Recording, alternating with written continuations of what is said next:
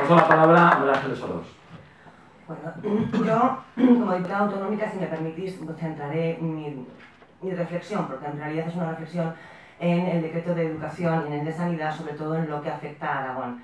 Pero antes que me gustaría decir un par de cosas. La primera es, como decía Javier, que uno de los motivos por los que nos reunimos es para explicar el punto de vista del por qué se han hecho ambos dos y también para escuchar a todo el mundo. Creemos que es muy importante tener el termómetro de la calle, tanto de los afiliados como de los no afiliados, y ver las sensibilidades de las circunstancias de todos los ciudadanos, porque a veces cuando uno está en política y está en las Cortes, pues puede que en algunos momentos pueda perder el pulso de lo que le pasa al ciudadano de a pie. Entonces, estas charlas tienen sobre todo ese sentido, ¿no? Aparte de explicar, el tomar el pulso a la gente de la calle, a los ciudadanos, a los amigos, que yo creo que es importante. Con respecto a las reformas, querría decir dos cosas. La primera es que no son un fin en sí mismo, es decir, una reforma no se hace porque sí, se hace para intentar buscar unos objetivos concretos. Y el tema de las reformas, en el caso del Partido Popular, son dos muy claras. La sostenibilidad del sistema, era un sistema que estaba a punto de caerse por una deuda descomunal, ya nadie nos prestaba dinero, y eso no se podía sostener.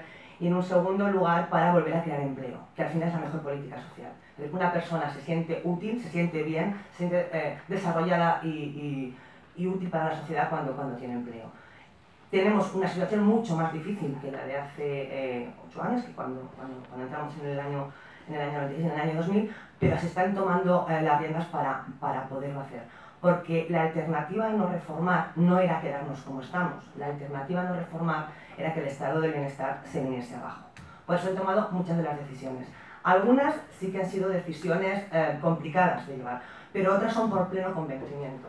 ¿Por qué? Porque pensamos que la racionalidad a la hora de gastar, no exceder los gastos a los ingresos en demasía, son importantes para poder funcionar. Esto al final funciona como una pequeña empresa o como una familia, de que tú no puedes gastar 10 veces más de lo que ingresas. Teniendo en cuenta además que los bienes básicos, como son la educación, la sanidad y el bienestar social, no son rentables económicamente, son deficitarios porque son servicios básicos que los gobiernos, que las comunidades autónomas prestan a los ciudadanos. Pero lo que no puede ser es lo que estaba ocurriendo en España y en este caso en Aragón. Comenzaré con el decreto de la educación. Es una gran mentira. El decreto de la educación es una recomendación que el gobierno central hace a las comunidades autónomas para que cada una elija por sí misma si quiere o no quiere adoptar una serie de medidas. Hay comunidades autónomas, como puede ser Castilla-La Mancha, que estaba 100 veces peor que Aragón.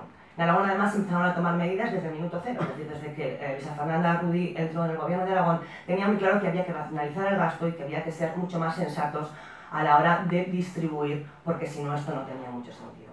Entonces, se tomaron medidas ya, incluso antes de que este decreto se pusiera en funcionamiento.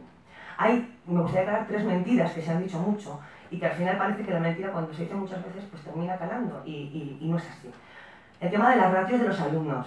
En el caso de Aragón, por nuestra idiosincrasia, no se ha aumentado en absoluto ese 20% que decía el decreto, porque nosotros nos hemos mantenido en los márgenes que establecía la LOE. Es decir, no hemos incrementado muy por encima de lo que estaba en la propia ley, que recordemos es del Partido Socialista. Y sigue habiendo 20 alumnos en infantil y primaria, 30 alumnos en secundaria y 35 como máximo en bachiller. ¿Qué es lo que marca la LOE? No lo que dice el decreto, que el decreto daba la posibilidad de ampliarlo más.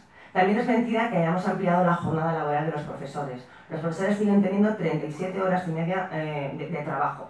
Lo que se les ha pedido es un pequeño esfuerzo y que dentro de esas 37 horas y media hagan 1 hora más lectiva. Que no es lo mismo que ampliar a 38 horas y media. Es decir, tienen el mismo horario laboral, pero se les pide que hagan 1 hora más de clase para los chavales. Y la tercera mentira, que también se ha repetido mucho, es que estamos cerrando aulas.